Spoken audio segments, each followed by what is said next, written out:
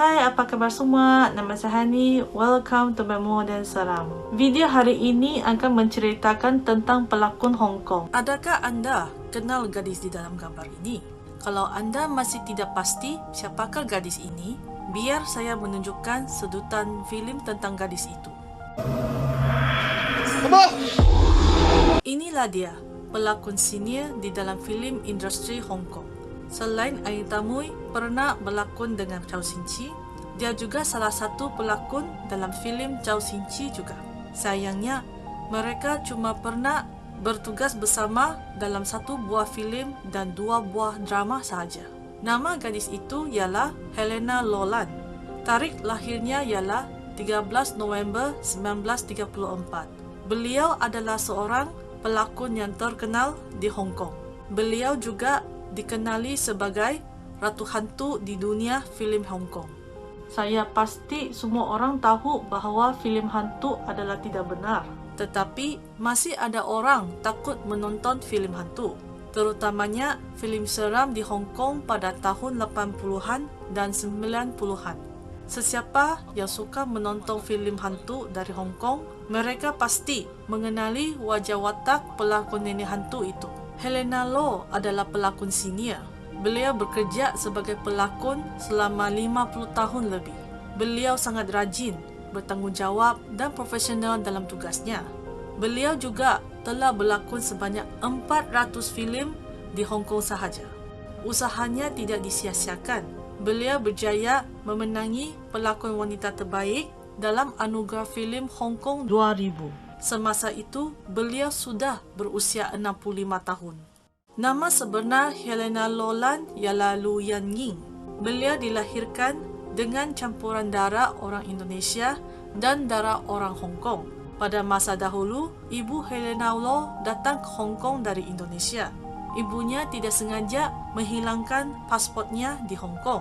Dia sangat takut tidak dapat pulang ke Indonesia lagi. Tidak lama kemudian, ibunya mencari peguam untuk menyelesaikan masalahnya. Di sanalah ibunya bertemu bapa Helena Lo di pejabat peguam. Bapa Helena adalah salah satu peguam di pejabat. Selepas ibu bapanya berkahwin, bapanya letak jawatan sebagai peguam. Dia memulakan perniagaan baru iaitu menjual sabun dan wek lantai. Keluarga Helena Lo cukup kaya semasa beliau masih kecil. Selepas beberapa tahun, Hong Kong menghadapi peperangan dari Jepun. Semua tempat di Hong Kong mulai menjadi huru-hara. Pendek kata, banyak bandar Hong Kong menjadi bandar mati. Ramai orang menghadapi kelaparan dan masalah makanan. Apabila makanan semakin berkurang, ramai orang mula makan makanan tepung ubi kayu. Tetapi semakin banyak makan tepung ubi kayu tersebut, ia akan menyebabkan manusia sakit perut. Oleh kerana kekurangan ubat dan tidak ada wang untuk membeli ubat, satu demi satu orang meninggal dunia kerana kesakitan dan kelaparan. Tidak lama kemudian, selepas nenek Helena sudah tua meninggal dunia, bapa Helena juga meninggal dunia. Kematian bapanya bukan disebabkan kesakitan. Sebaliknya, dia meninggal dunia kerana berhenti menghisap candu. Ibunya tidak perasan suaminya ada tabiat menghisap candu selama ini kerana suaminya sering curi-curi menghisap candu di rumah teman wanitanya. Kehilangan nenek dan bapa semasa Helena masih kecil, ibunya menjadi satu-satunya menyokong Helena dalam kehidupannya. Jiran mereka pernah memujuk ibunya menjual anak perempuannya untuk menyarah dirinya, tetapi ibunya terus menolak permintaan mereka.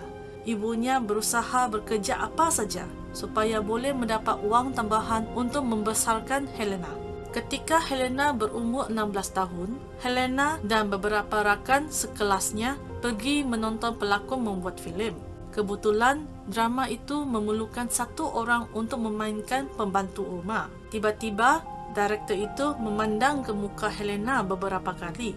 Dengan segera, dia terus memilih Helena buat sementara berlakon watak itu. Helena hanya perlu bermain sebagai pembantu rumah yang berjalan ke bilik, kemudian sebut ya dengan suara yang lembut. Oleh kerana permintaan director itu tidak susah sangat dilakonkan, maka Helena tidak menolak permintaan director itu.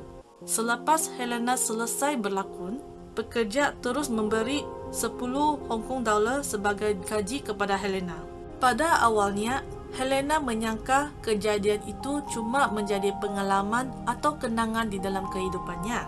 Selepas beberapa hari, tanpa diduga, pembantu direktur itu melawat ke rumah Helena.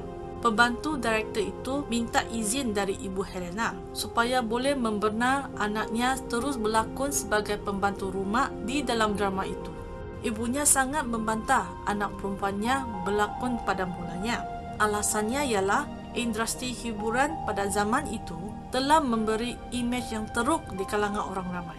Bagi mereka, pekerjaan seperti pelakon hanya orang pemalas sahaja rela bekerja sebagai pelakon. Oleh kerana pembantu direktur tidak berhenti memujuk ibu Helena, akhirnya pembantu direktur berjaya menjemput ibu Helena menemani anaknya ke tempat membuat filem. Tidak lama kemudian, selepas ibu Helena sudah memahami proses penggambaran itu, ibu Helena tidak lagi menghalang anak perempuannya berlakon di drama itu. Beberapa tahun kemudian, pada suatu hari semasa Helena selesai merakam filem, tiba-tiba majikan Wong minta Helena masuk ke pejabatnya untuk berbincang. Pada mulanya, Helena berfikir tentang menaikkan gajinya sahaja. Tidak didugakan, majikan Wong mahu Helena menjadi pelakon baru di syarikatnya. Dia melihat Helena mempunyai mata cantik yang besar dan hidung yang tinggi. Dia merasakan Helena sesuai memegang watak penjahat di dalam drama. Selepas Helena mendengar kata-kata majikan Wong, dia tidak merasa marah atau terhina dari majikan Wong. Bagi pendapat Helena, watak penjahat cuma di dalam skrip sahaja. Ini tidak bermaksud dirinya adalah orang jahat. Pada masa itu, Helena juga berfikir bahawa dirinya tidak akan berlama-lama bekerja sebagai pelakon di masa depan. Oleh itu, Helena terus bersetuju dengan cadangan majikan Wong. Merujuk kepada kontrak Helena, Helena akan bekerja di syarikat majikan Wong selama 3 tahun. Beliau akan berlakon sebanyak 6 watak penjahat setiap tahun. Walaupun Helena tidak peduli bermain watak penjahat, tetapi dia tidak tahu penonton pada zaman itu terlalu serius dan percaya kepada drama dan filem. Oleh kerana Helena berlakon sangat baik, seluruh penonton tiba-tiba mulai mengutuk dia dan membenci dia. Keadaan ini telah menjejaskan imej Helena di kalangan lelaki. Walaupun perkorbanan seorang pelakon sangat besar, tetapi Helena tidak menyesal mengambil watak penjahat di setiap skrip. Baginya, berlakon sebagai watak penjahat adalah tugasnya sebagai pelakon. Maka dia teruskan pemikiran ini setiap kali dia berlakon di dalam filem dan drama.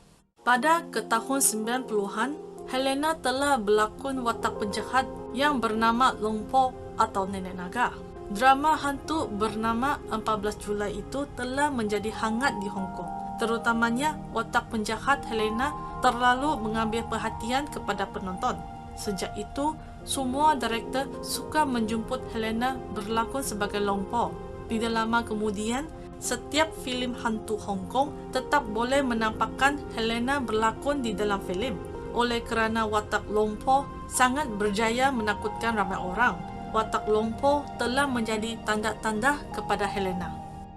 Selain itu, Helena juga selalu berlakon sebagai watak nenek hantu di filem seram juga. Tidak lama kemudian, beliau menjadi ikon filem seram dalam minda semua penonton. Beliau juga telah menjadi watak penting di dalam filem hantu Hong Kong. Pada tahun 2016, semasa Helena berumur 82 tahun, beliau mengumumkan bahawa dia tidak akan berlakon filem hantu di masa depan. Filem seram bernama Through the Eyes akan menjadi filem yang terakhir baginya. Walaupun Helena Law mempunyai pekerjaan yang baik, tetapi watak penjahat dan watak hantu telah memberi imej buruk kepadanya.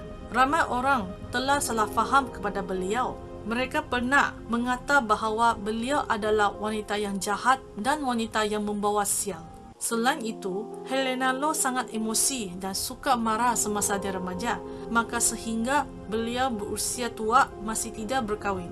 Nasib Helena bukan tidak baik sangat. Helena sangat baik dan juga dihormati oleh seluruh pelakon Hong Kong.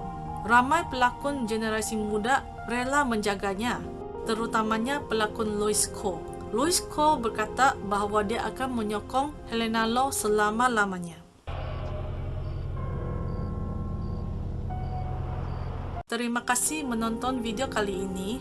Nama saya Hani. Jangan lupa subscribe, like dan share out video di YouTube saya.